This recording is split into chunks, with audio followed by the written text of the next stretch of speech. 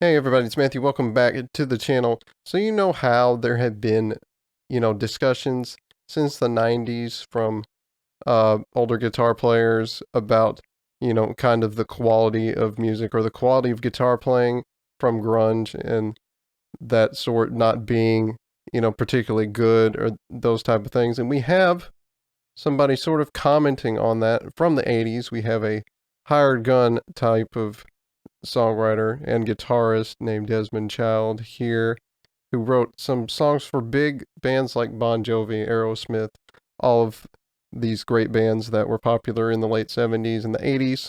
And he's sort of commenting about, Nirvana and grunge and things like that. And I kind of wanted to comment, though, on some of his explanation here. Now, before we get into it, of course, Desmond is presenting this in a way that's not, mean or trying to ridicule 90s guitarists or anything like that. I mean, he's being pretty nice about it compared to how some guys might be about this and does understand why, you know, everything did 180 and Nirvana got super popular while all these other bands kind of disappeared from the map. Just popping in real quick, guys, to remind you to go down below and click the subscribe button.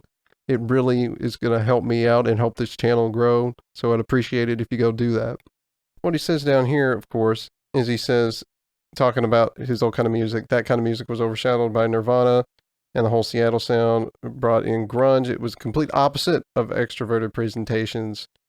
The new generation were what we call shoegazers. They just looked down because they had to, because they weren't really guitarists and couldn't really play, blah, blah, blah. The big tagline that they used on Ultimate Guitar, they could play 3 or 4 chords and had trouble with that, which does seem like a pretty harsh statement to make, even when you're not trying to be, harsh necessarily. And then it talks about virtuosos. The first thing, let's just break this down and tackle this.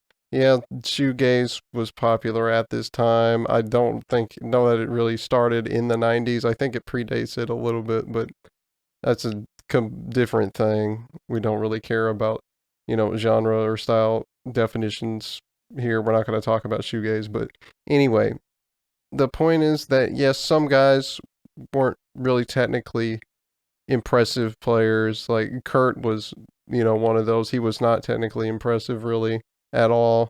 Did not really play solos much. He played mostly, like he says, 4 chords. He played the power chords a lot of the time and was kind of sloppy about it, which is why some people are critical of that.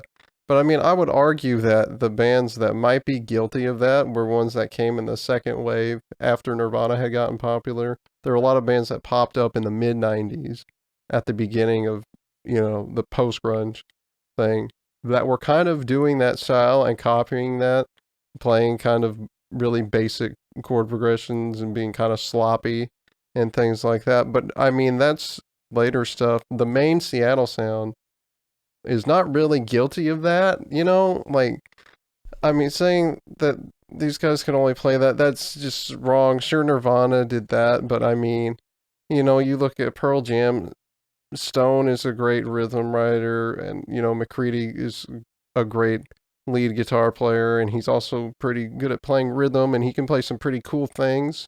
Uses the wah pedal pretty well. Sounds like your regular old kind of blues rock kind of player, but I mean, not a slouch by any means, of course. And then there's other guys like Dean DeLeo from Stone Temple Pilots, who knew a lot of chords, not just 3 or 4, and would play a lot of weird chords in his rhythm playing. And he was pretty tight as a rhythm player, and he was the only one playing a guitar, so he had to be. But he had really cool ideas and played in a very unique style that was really interesting. And then there's lesser known guys like, maybe, was it Van Connor, I think, if I'm getting the last name right, from Screaming Trees. They like to play 7 chords and some weird things. His lead playing wasn't crazy, but I mean, it was pretty good. They had 2 guitarists though in Screaming Trees, so it's different. And then of course Kim, I've talked about Kim all the time because he's my favorite guitar player.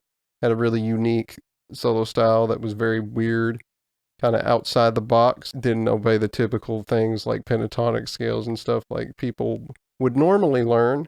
So he was kind of out of the box, and he could do some pretty cool things. He could play pretty fast when he wanted to.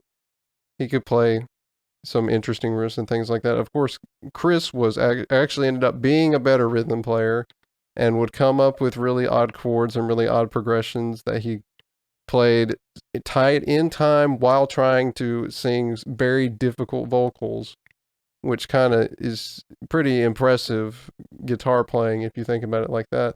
And then, of course, the top of the mountain for 90s guitar is with Jerry Cantrell. I mean, that is a guitar hero. He is.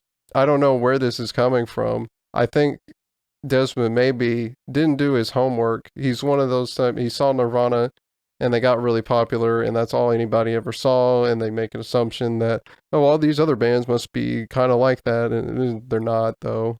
Again, nothing to disparage Desmond. That's not what I'm trying to do. He's a very accomplished musician.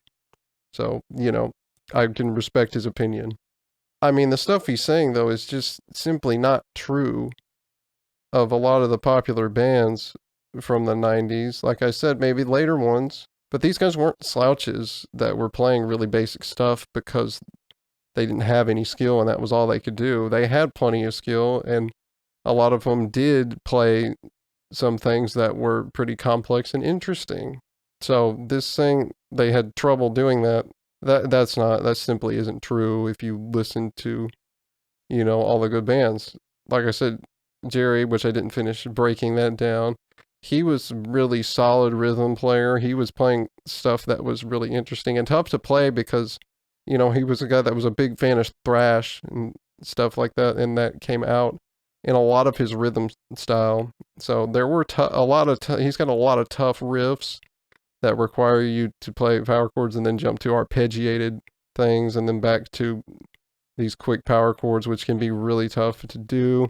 He also played some really unique stuff that had a really interesting feel. He could swing things a lot, and he could play weird stuff that added to the atmosphere of a emotional song. And I mean, his lead playing was, of course, out of control. Guy was amazing. Is amazing. There were so many different kinds of things he could play lead with. He could do all the same techniques that everybody else, like these virtuosos, could do. So, as far as I'm concerned, there wasn't a big gap between like Jerry Cantrell and any of the guys he's listing here, like Joe Perry, Regis Sambora, which I wouldn't necessarily say virtuosos about, but they were pretty good. And of course, Eddie Van Halen and Steve Vai, yeah. I mean, part of the problem with this example that he's using here is that you go from guys that can't play to guys that are the best guitarists in the world. And that's kind of weird to do. I mean, you can prove your point easier that way, maybe, but you're leaving out a bunch of people along that spectrum in between there that are good and accomplished guitarists that no one is going to say are bad. They may not be at the top end with Eddie Van Halen and Steve, but they're not, bottom of the barrel guys that just go out there and play whatever because they want to, I mean, that's not really a great way to argue, in my opinion. But of course, like he says, he understood how, things can swing one way and then go all the way back to an extreme the other way. So, I mean, he's not a guy that's like lamenting the fact that, oh, grunge killed my favorite kind of music. No. He's not being like that. I think he's a little bit smarter than that.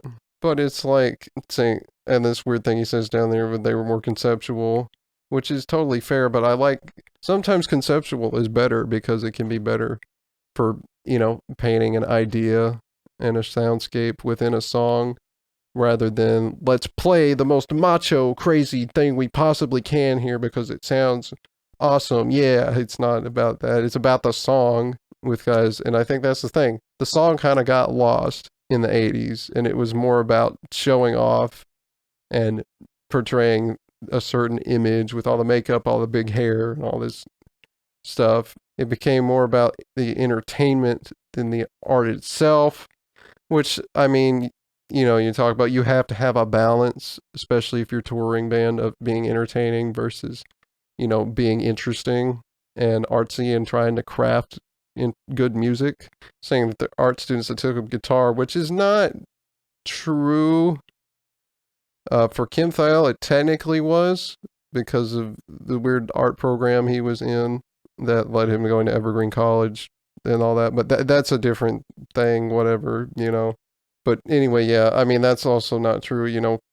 Kurt grew up in a, divorce home and then had to live with his aunt and uncle and all that stuff. Chris's background, his parents struggled with alcoholism. There were several other siblings, and he kind of had to navigate things on his own while dealing with, anxiety issues and that stuff.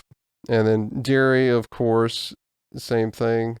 Kind of a broken home situation because his parents got divorced because of all the issues his dad was having following the Vietnam War. And then he had to kind of jump around and find work where he could, doing odd jobs and things like construction and then coming back. So, I mean, it's not, that's a weird argument too, because there's not, most of the guys in there, that's not the background they came from. A lot of them came from broken homes in difficult situations, had to work hard while also trying to somehow eke out a little bit of a slice of the music scene. So, it was tough out there, man. And a lot of those guys still got out there and tried to play despite all of that.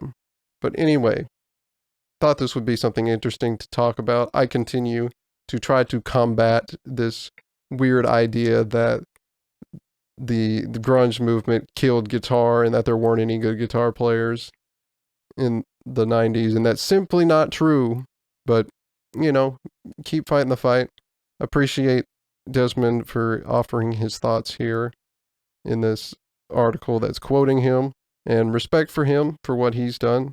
But anyway, no respect here to Desmond. Appreciate the words that he's given here and how he talked about it. At least he didn't just come and shit on grunge entirely, which a lot of guys from back then might do that.